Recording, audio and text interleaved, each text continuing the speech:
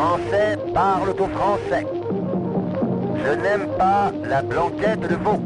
Je n'aime pas la blanquette de veau. Sud Radio, Berkoff dans tous ses états. Eh bien, il y a au bien 50 ans, depuis mai 68, qu'on n'avait pas eu un mouvement social de fond en France. Et je dirais, personnellement, ça n'engage que moi, mais je le dis, le mouvement des Gilets jaunes, pour moi, c'est plus important, historiquement, et on peut déjà le dire, que mai 68, pour des raisons que nous développerons. En attendant, nous allons parler avec quelqu'un qui, lui, est sur le terrain, qui est engagé et qui a beaucoup de choses à nous dire. Sud Radio, Berkoff dans tous ses états. Le face-à-face. Et tout de suite, on accueille votre invité, André Berkoff. On reçoit Jérôme Rodriguez. Bonjour, Jérôme Rodriguez. Je voudrais savoir d'abord, parce que pour les gens qui ne vous connaissent pas, d'où vous venez, quel a été votre itinéraire jusqu'ici ? J'ai 39 ans aujourd'hui et je suis né dans le 93 et j'y ai passé une grosse majeure partie de ma vie pendant 36 ans. Puis après, je me suis un petit peu déplacé en Europe et en France pour des questions de travail ou d'ordre de vie, tout simplement. D'accord. Donc je suis resté 20 ans dans le commerce avec des postes à responsabilité dans des grands magasins. Et puis dans la vente, dans la vente, excusez-moi, dans la vente, dans la partie commerciale. Donc beaucoup dans le jouet. Je suis resté très longtemps dans le jouet, donc commerçant dans le jouet. Et puis suite à un petit accident de vie, j'ai dû un petit peu revoir mes prérogatives en termes de boulot et de vie. Et j'entamais depuis septembre une reconversion en tant que plombier. Via ma sœur qui a sa société et qui m'offrait cette chance de revenir un petit peu dans le monde du travail après quelques péripéties en tout cas. D'accord. Et donc, et alors, évidemment, question logique, enfin naturelle, vous avez découvert comment le mouvement ? Comment, comme ça, spontanément, ça c'est... Non, parce que de toute façon, ça faisait depuis que j'ai l'âge de conscience politique, on va dire, et d'avoir assez de réflexion pour voir ce qui se passe un petit peu en France. Je dirais que ça fait longtemps que je suis rentré dans le mouvement parce que j'en sens qu'il y a un gros problème depuis pas mal d'années. On va dire 40 ans, j'ai 40 ans. Donc je prenais de plus en plus conscience que il y avait un problème en France et que les choses s'aggravaient de plus en plus et que toutes les politiques qui pouvaient être mises en œuvre depuis que je suis né n'allaient pas dans le sens du peuple et n'allaient pas forcément dans le sens du bien-être. Et pour vous, ce qui allait le plus mal, c'était quoi ? Parce que ce qui vous choquait le plus ? Ce côté déshumanisant, dépersonnalisant de l'ensemble de la population, où aujourd'hui on est pris pour des machines à fric et qu'à défaut de considérer le travailleur comme un coût, de plus le considérer comme un producteur qui reflète l'image de la France, qui fait aussi rayonner la France dans le monde entier et qui fait surtout vivre la France, parce que c'est quand même tous ces petits travailleurs et tous ces petits patrons qui aujourd'hui construisent chaque jour un peu plus ce beau pays dans lequel j'ai été élevé et éduqué à l'école républicaine et à coups de cours d'éducation civique, liberté, égalité, fraternité, chose qu'aujourd'hui je ne reconnais carrément plus. Donc oui, j'étais dans le combat à ma façon, parce que tout seul à la maison c'est un peu compliqué, mais je reprends comme ça une anecdote. Vous savez, sur Facebook, où on vous rappelle un petit peu les souvenirs de ce que vous avez publié auparavant. Ouais. Et à date identique, hier, je reçois une publication que j'avais mise en 2014, qui parlait justement de la votation des Suisses et de l'Europe. Référendum. Voilà, et que l'Europe n'était pas d'accord sur la méthode de fonctionnement des Suisses. Et que je disais qu'il fallait que la France prenne exemple, que la Suisse donnait la parole au peuple, et je trouvais ça très sympa. On était en 2014. Et aujourd'hui, ça émerge en tout cas par rapport à la proposition du RIC, par exemple, ça rejoignit un petit peu le sens de référendum d'initiative citoyenne. Voilà, le 8 décembre, j'avais écrit, le 8 décembre 2012, j'avais écrit la révolution couve. On était en 2012. Donc je sentais qu'il y avait quelque chose qui se passait, et je vais même être honnête avec vous, on a 10 ans de retard. Parce que ce mouvement-là aurait dû, je pense, commencer en 2008, quand on a dû réparer les conneries des banques, à nous demander à nous de payer des choses qu'on n'avait pas à payer. La fameuse crise mondiale et voilà, ce prime. Qu'aujourd'hui, ma gamine vient au monde avec 36 000 euros de dette sur la tête, alors qu'elle a demandé rien à personne. On aurait peut-être dû, je pense, maintenant il est jamais trop tard pour commencer. Bien sûr. Mais je pense qu'on aurait dû commencer à ce moment-là. Donc il y a longtemps que je m'inscrivais dans cette optique de changement et de redonner... Et quand vous avez senti, et comment vous, personnellement, que le mouvement prenait ? Qu'à un moment donné, ça prend. On ne sait pas quand, ça prend. Dès le début, quand il a commencé à y avoir les premiers appels et les premiers remous, suite à la pétition de Priscilla et l'appel à la montée sur Paris de Éric Drouet, j'ai senti qu'il y avait quelque chose. Bon, ironie du sort, j'ai pas pu faire l'acte premier parce qu'en me rendant sur Paris, je me suis fait bloquer par un convoi de voiture. Mais tout de suite à l'acte 2, je me suis rendu sur Paris parce que je pensais je savais qu'il était important d'aller donner de la voix dans la rue, et que l'histoire m'ayant appris en France comme 95 ou le CPE, que c'est dans la rue que ça se passe et que celui qui gueulera le plus fort remportera la partie. Oui, et c'est pas nouveau dans l'histoire de France. Hein. C'est pas nouveau, toujours, c'est pas nouveau, mais moi j'ai un super souvenir de 95 et que je me dis que si on arrivait à faire la même chose, les choses bougeront plus vite. Et puis en plus le parallèle entre Eric et le fameux Tarzan à l'époque qui était lui aussi routier. Oui, si Tarzan, oui, absolument. Des poids lourds. Exactement. Poids lourds, ouais. Et vous voyez, l'histoire des fois se répète. Et un jour, j'ai discuté avec Eric. Je lui ai dit, tiens, Eric, je sais pas si tu es au courant. Et il était pas au courant de cette histoire. Oui, Tarzan. Pense-y. C'est vrai. Ah, j'ai de la mémoire. C'est vrai. J'avais 15 ans à l'époque. C'est une bonne chose d'avoir de la mémoire. Alors, il s'est passé ce qui s'est passé, et enfin, il se passe toujours ce qui se passe. Ça fait, on est à 3 mois maintenant. On a vu tous les renversements, tous les bouleversements, tout ce qui se passe encore et qui n'est loin d'être fini, effectivement. Mais alors, justement, juste une question d'abord.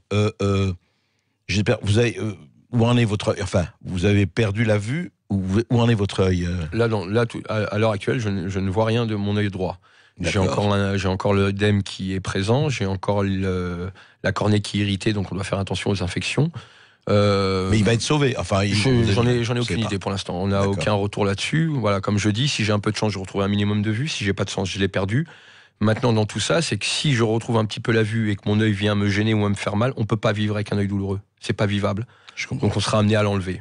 Voilà. D'accord. La petite chance que j'ai, c'est que j'ai quand même le canal optique qui est toujours connecté. D'accord. Entre le cerveau et l'œil. Donc, j'espère que ça se passera bien en tous les cas. Écoutez, faut être patient. Espérons-le complètement. J'espère aussi. Jérôme Rodriguez, où en est-on aujourd'hui pour vous? C'est-à-dire, on voit très très bien qu'il y a, alors les indices, ça s'essouffle, on sait bien que c'est pas vrai. Il y a effectivement le jeu de bonneteau entre le gouvernement d'un côté, les médias, les gilets jaunes, les gens qui vous approuvent, et on voit bien dans les sondages que beaucoup de Français vous approuvent, approuvent les gilets jaunes de façon quand même forte, très forte. Mais on ne sait pas.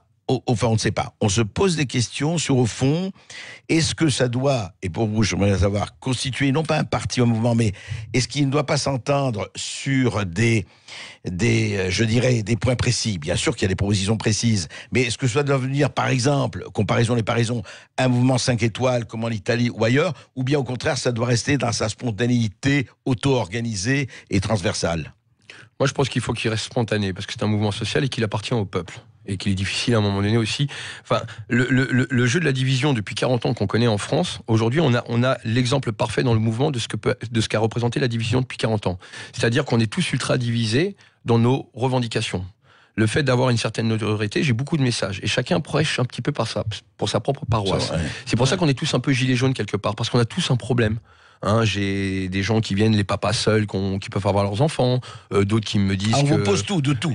Tous les problèmes sont posés. Mais au bout d'un moment, il faut, je pense en tout cas, même dans cette spontanéité, essayer de structurer un socle commun de revendications qui puisse amener à quelque chose. Et ça passe par beaucoup de choses. Ça passe par l'unification des régions, peut-être, c'est-à-dire que tous les ronds-points et les différents groupes d'action, Facebook ou autres, frontières ou péages, puissent se regrouper et de parler d'une seule voix. Et peut-être ensuite avoir toutes ces régions venir parler d'une seule voix, parce que quoi qu'il arrive, qu'on le veuille ou non, on ne sera pas tous reçus à l'Élysée. Mais je pense qu'il faut passer par une structuration du socle commun d'idées, dépasser aussi le cadre du frigo, comme j'ai l'habitude de dire, c'est-à-dire pourquoi on est descendu dans la rue aujourd'hui, parce que là, je m'aperçois qu'on a un réel souci de démocratie en France, que ces fameuses valeurs républicaines que dans lesquelles j'ai été instruite à l'école, je les reconnais plus, parce que on m'a toujours dit en France, tu as le droit à la liberté d'expression, et qu'est-ce qu'on reçoit en plus, un œil en moins, un pied en moins. Et c'est pas du tout le pays dans lequel j'ai été élevé, quoi. Et là, je m'inquiète énormément. Parce que c'est quoi ce président qui se permet de tirer sur son peuple? Et le pire, c'est d'aller donner des leçons à d'autres pays en soif de démocratie et de leur dire, c'est bien les gars, continuez. Là, il y a 2 poids 2 mesures. Mais pour revenir au fond de la question, je pense qu'il faut se structurer et je pense qu'aujourd'hui, il faut arriver à se fédérer. On se fédère tous ensemble. Il faut un mouvement, il faut créer un mouvement. Exactement. Et qu'à un moment donné, des gens qui fassent des listes, des gens qui n'en font pas, d'autres qui ont telle ou telle idée, toutes les idées sont bonnes à prendre. Pour moi, c'est simple. J'ai un principe simple, c'est le suivant. Il y a des points positifs, il n'y a pas de points négatifs, il n'y a que des points améliorés. Mettez-les sur la table, discutons, organisons des débats, mais de vrais débats. Pas celui macronien qui, dans le fond, peut être intéressant, mais dans la forme, une réunion d'entre-soi, entre petits copains, et tout le monde est d'accord avec le garçon. C'est pas intéressant, parce que moi, j'ai pas vu de gilet jaune dans ces fameux débats. Pas beaucoup, en tout cas. Il y en a eu, mais pas ouais, beaucoup. mais bon, et puis on leur donne pas forcément la parole. Mais en tout cas, la discussion est intéressante, toujours. Et elle sera, même si on est des Français, qu'on est des râleurs et qu'on va gueuler un petit peu, parce que ça m'est arrivé de faire des AG où il y en a qui gueulent un peu plus que d'autres. Mais au moins, ça peut être constructif et ressortir quelque chose de correct. Je suis portugais d'origine, et au Portugal, on voit le redressement économique passe par une multitude de partis qui viennent avec leurs idées, qui sont prêtes à étudier, et aujourd'hui, ça sort et qu'on ensemble. discute ensemble et qu'on sorte quelque chose. Voilà. Donc vous dites étiquette et à gauche, droite, tout ça, laissons ça de côté. Moi, le mouvement, on dit souvent le mouvement en lui-même est apolitique pour moi. On est tous d'accord là-dessus. Mais Apolitique ou transpolitique? Parce que vous êtes politique quand même. le mouvement est apolitique. Mais Ouais. les gens qui composent le mouvement sont transpolitiques. C'est ça. on est Parce que d'accord. vous avez de tout. J'ai discuté avec de tout. Transpolitique, transcroyant, Oui, bien sûr. transidée. Vous voyez? Donc, et c'est ça qui fait aussi la beauté de la France. Parce que Bien c'est sûr. avec tout ce melting pot d'idées qui fait qu'aujourd'hui, on pourra arriver à quelque chose de plus correct. On vit dans des institutions archaïques qui ne représentent plus le peuple, qui ne font que représenter les gouvernants et ils se font une gabegie là-dessus. Ça commence à bien faire. Nous aussi. Moi, vous savez, ma philosophie, elle est la suivante. Je vais pas me battre pour enlever les avantages de société. Je vais plutôt me battre pour avoir la même chose. Oui. Pourquoi nous Vous dites opposer pas, oui, il faut absolument enlever les riches, les capitalistes, c'est pas le Non, problème. vous voyez la SNCF quand ils ont dit on veut garder notre prime de charbon. C'est clair que ça peut paraître ridicule, il n'y a pas de charbon. Non, mais les bien mecs, sûr. ils ont un billet de 200 balles à la fin du mois en plus. Je suis qui moi pour leur enlever? Moi, je préfère me battre pour avoir 200 balles en plus.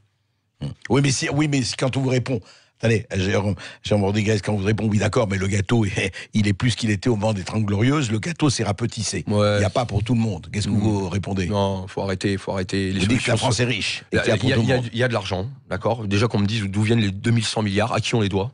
Moi, j'ai un crédit de 4000 euros sur ma voiture, je sais à qui je dois l'argent.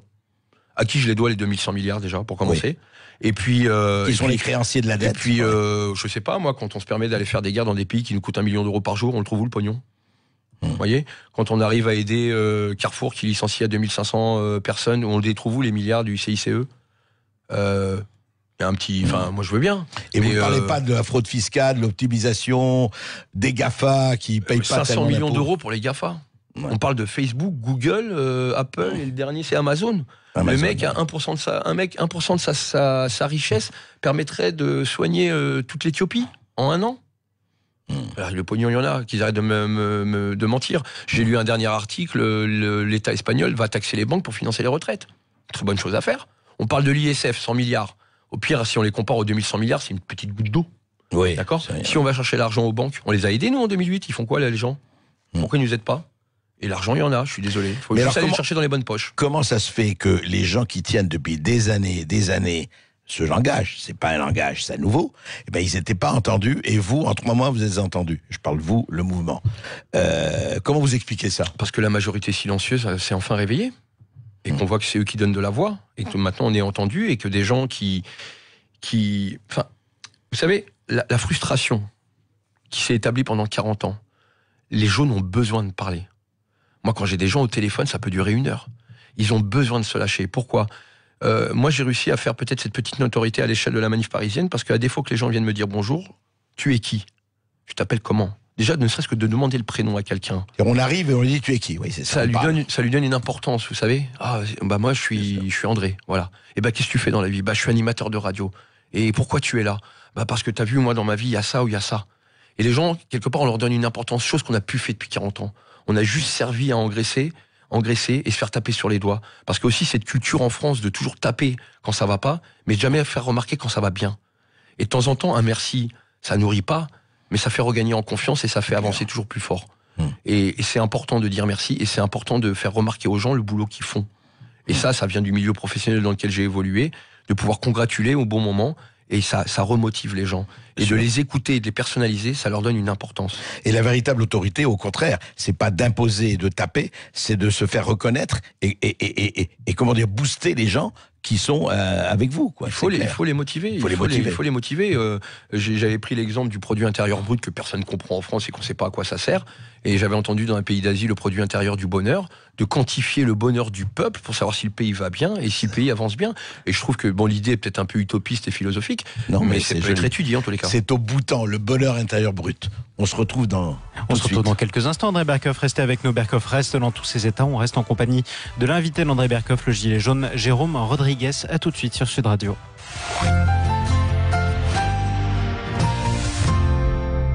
Sud Radio, les clés d'une vie, 13h, 14h, Jacques Pessis. Elisabeth Buffet. Elle a quitté l'univers du marketing pour le monde du spectacle dans le but de s'amuser et de faire rire le public, et ça marche. Depuis une quinzaine d'années, elle est seule en scène, mais avec toujours beaucoup de monde dans la salle. Elisabeth Buffet est dans les clés d'une vie, aujourd'hui sur Sud Radio. Sud Radio, les clés d'une vie, 13h, 14h, Jacques Pessis. Et si on parlait de Renault Pro Plus avec Valérie, restauratrice?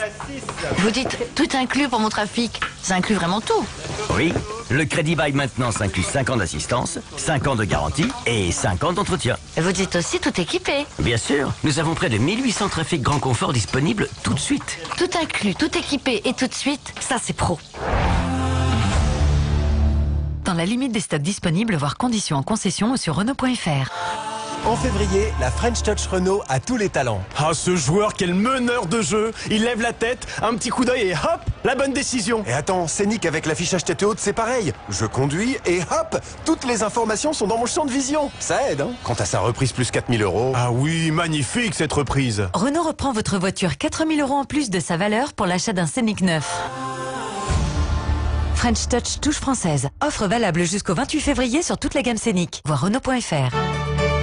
Oh là là, mardi, c'est Manchester PSG, le retour de la Ligue des Champions. Enfin! J'en rêve la nuit, je me réveille en criant but! Ah mais m'en parle pas, ça fait 2 mois que j'attends 8e. 2 mois que j'appelle mon fils Dylan, Kylian. Oh là là, toi aussi t'es vraiment en manque, hein. C'est le retour des champions. Suivez Manchester United PSG en 8e de finale de l'UEFA Champions League, mardi à 21h, en exclu sur RMC Sport. Abonnez-vous à partir de 9 € par mois sans engagement sur rmcsport.tv.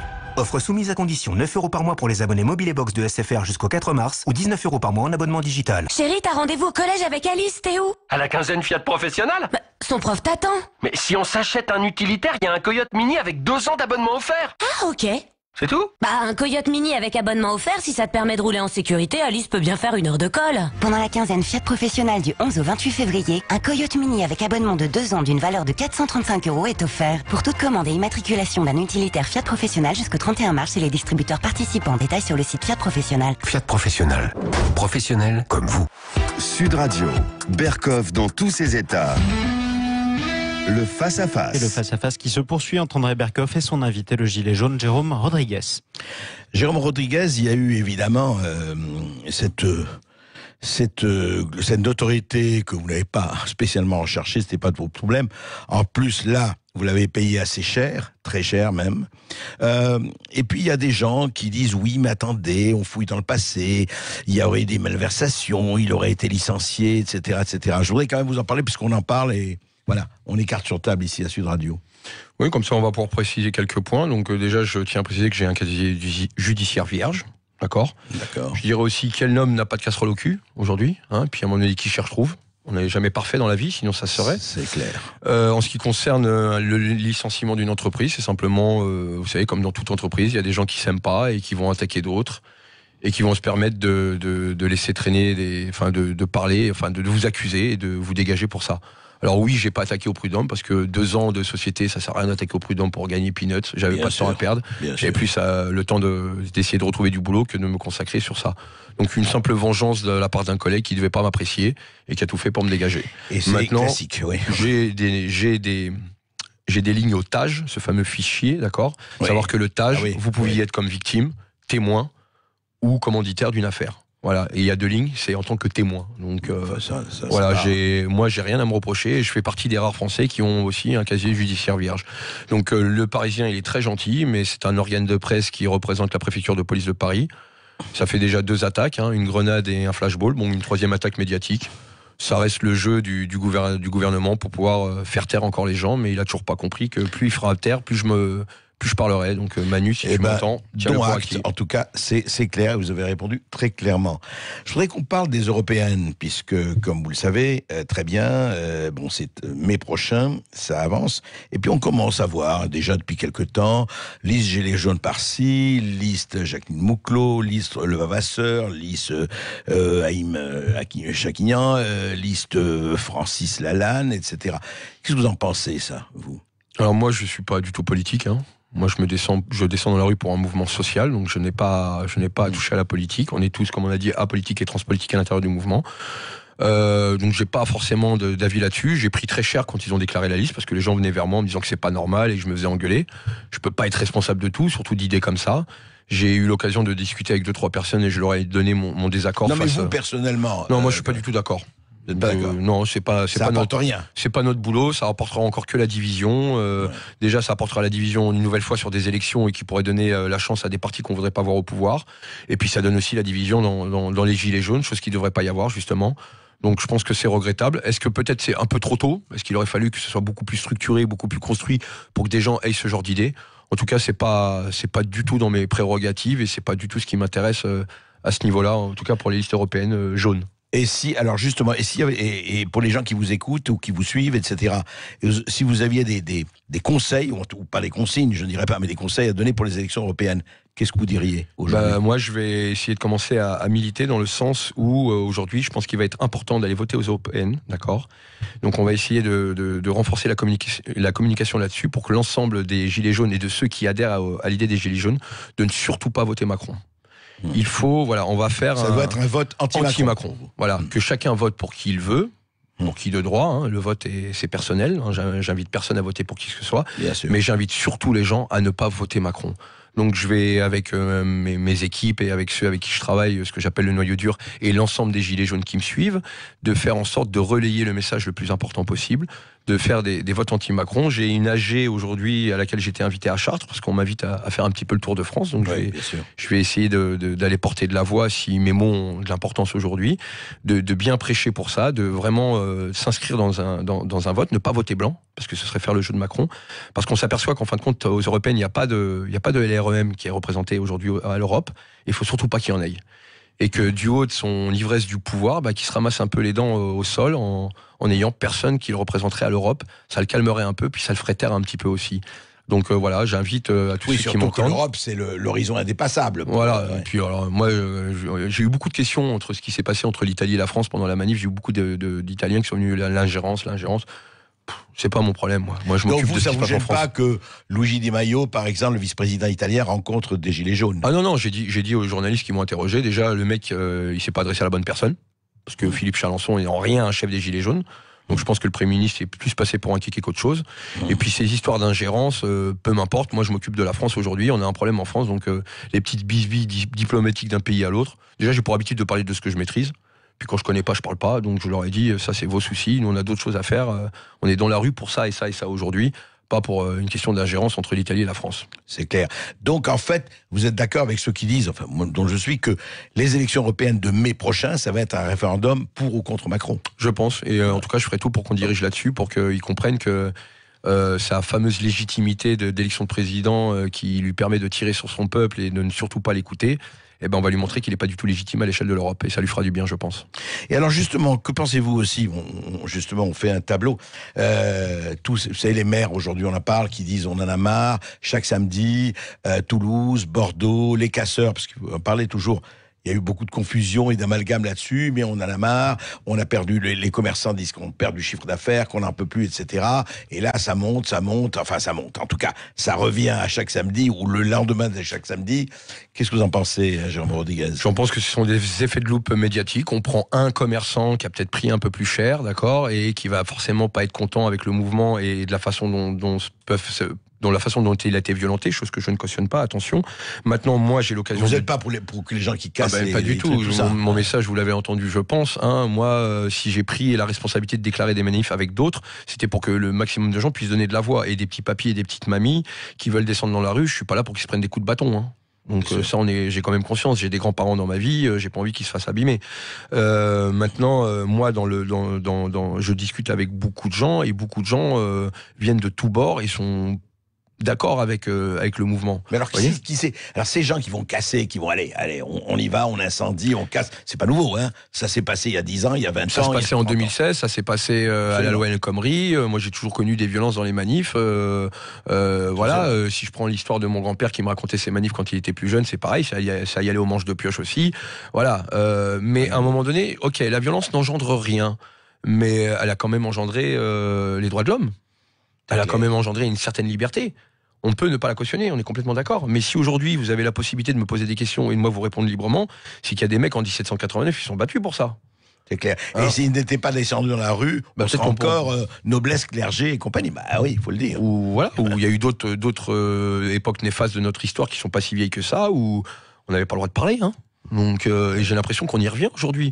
Parce que, ok, aujourd'hui, on fait taire le peuple à coups de grenades et de flashballs, mais quand je vois la dernière idée de Macron de faire contrôler les informations fake news ou pas fake news par des éditorialistes pour savoir si les infos sont valables, ça veut dire quoi? Qu'on commence à contrôler la presse? Et moi, si je me souviens de mes cours d'histoire, à un moment donné, quand on commence à museler la presse, c'est pas bon, hein? Et puis, il faut rappeler qu'en sous l'occupation, vous savez, la fiche rouge, on traitait les gens terroristes. Ceux qui attaquaient les trains, qui attaquaient les soldats. Bien sûr, alors, si on ne bouge pas, on sait très bien qu'il n'y aura rien. C'est clair. Moi, je pense que là, faut s'inquiéter de cette espèce de déni de démocratie qu'est en train de mettre en place Macron et qui dépasse aujourd'hui qui dépasse nos revendications sur le terrain, en tout cas de la manif et du mouvement Gilets jaunes. Mais c'est surtout que même le plus grand des macroniens ou des démocrates ou même les mecs à l'Assemblée, il faudrait qu'ils réalisent qu'on tire sur le peuple. Quand je débat avec un syndicaliste qui nous dit qu'il se sent soulagé de pouvoir utiliser les LBD, mais t'es humain dans ta tête? T'es soulagé de pouvoir utiliser un LBD? T'es soulagé de pouvoir tirer dans la tête à quelqu'un? Ou le président de la commission qui n'a pas voulu faire l'arrêt, mais qui s'en prenne une dans la tête, je vous jure qu'il va voter le contraire derrière. Hein. Et le fabricant d'armes LBD lui-même a dit qu'il y a eu une tire de précision, c'est pas qu'il s'est trompé de tir, quoi. Mais non, ils ont une mire holographique, une mire de guerre. Le LBD est inscrit au code des armes de guerre. On utilise une arme de guerre sur le peuple français. Je sais pas, moi, à l'Assemblée, réveillez-vous, les gars. Que vous croyez en Macron, aux idées de Macron, je peux l'entendre. Mais on peut pas croire en l'idée qu'on tire sur son peuple, quoi. On vient m'accuser dans le Parisien d'être un transporteur de drogue. On rappelle le passif de Castaner qui traîne avec la pègre. Ça, personne n'en parle. Je pense qu'il y a un réel souci là. Je sais pas ce qui se passe. Je sais pas qui manipule qui pour en arriver à là. Mais moi, quand je discute avec des petits papiers et mamies dans la rue, qui font des parallèles avec ce qui s'est passé dans l'histoire dans notre passé. Moi, hier, j'ai eu la chance, et je vais en parler, j'ai eu la chance d'aller voir mon grand-père. Il en a pleuré. Il m'a fait un parallèle qui est quand même très très inquiétant. Votre grand-père était en France ou il Mon grand-père a 87 ans. Ouais. Donc l'histoire, il la connaît. Les guerres, il les connaît. Hein? Donc quand faut entendre les anciens. Parce que eux, nous ici, on vit dans une époque où l'actualité fait place à l'actualité. On a du mal à peut-être à intégrer tout. Oui, ça va vite. Mais les anciens, eux, ils n'ont pas oublié parce qu'ils l'ont vécu. Donc il faut peut-être les écouter. Et si eux sont inquiets, il faudrait peut-être que les jeunes s'inquiètent, en tous les cas. Et est-ce que vous avez trouvé aussi, vous avez dit au départ à Jérôme Rodriguez, est-ce que les Gilets jaunes, ça n'a pas été aussi, on n'a pas parlé de ça, on parle du pouvoir d'achat, on parle des impôts, on parle de ceci, mais il y a eu aussi l'extraordinaire idée de se rencontrer, de parler. Vous avez dit vous-même d'où tu viens, toi, c'est ça qui fait du bien. C'est ça l'importance des ronds-points aujourd'hui. Ouais, c'est ça. C'est que les gens se sont, comme on a dit à un moment donné, j'avais lancé un post qui disait, on a récupéré la fraternité. Ouais. Il ne nous reste plus qu'à aller chercher la liberté et l'égalité. Voyez, parce que vaste programme. Vous voyez, les petits bars, les petits troquets où les gens se rencontraient, discutaient, ça n'existe plus dans les petits villages. Et puis vous prenez à l'époque, moi j'ai la chance de connaître ça au Portugal dans des petits villages où à l'époque, vous voyez, vous avez la veillée, un petit sandwich, ça discute. Quel est ton problème? Ah, j'ai un problème pour mon champ, mon papa est malade. Et ben tout le village allait aider au champ. Et ça, on le reconnaît plus parce qu'aujourd'hui on est chez soi, on a sa télé, on a son crédit. Et vous voyez, on reprend la canicule où les papilles et mamies sont décédés. Mais c'est parce qu'on va plus frapper aux portes pour savoir comment tu vas et ce que tu vis et comment tu le vis pour pouvoir s'aider et se donner la main. Et c'est vrai que le mouvement a frappé aux portes. Merci Jérôme Rodriguez. Merci à vous. Merci à vous Jérôme Rodriguez. Pour tous ceux qui écoutent Berkov dans tous ses états, vous pouvez vous rendre sur sudradio.fr pour vous procurer le podcast de l'émission. Vous pouvez aussi aller sur notre page Facebook pour le Facebook Live. André Berkov, on retrouve demain à midi. En direct sur Sud Radio dans tous vos états. Jérôme Rodriguez, on vous retrouve samedi, je pense, pour le prochain acte des Gilets jaunes, quelque part en France. Je sais pas où ça peut être à Paris. Une petite AG à Chartres. Oui, petite assemblée générale à Chartres. Vendredi soir, vous voyez, avec un petit peu d'avance. Quant à Sud Radio, nous retrouvons Jacques Pessis dans quelques minutes en compagnie de son invité Elisabeth Buffet pour les clés d'une vie. Excellente journée à vous tous. Sud Radio. Parlons vrai. Sud Radio, parlons vrai. Sud Radio. Parlons vrai. Brigitte Lahaye, Sud Radio. Dès 14h, nous serons en compagnie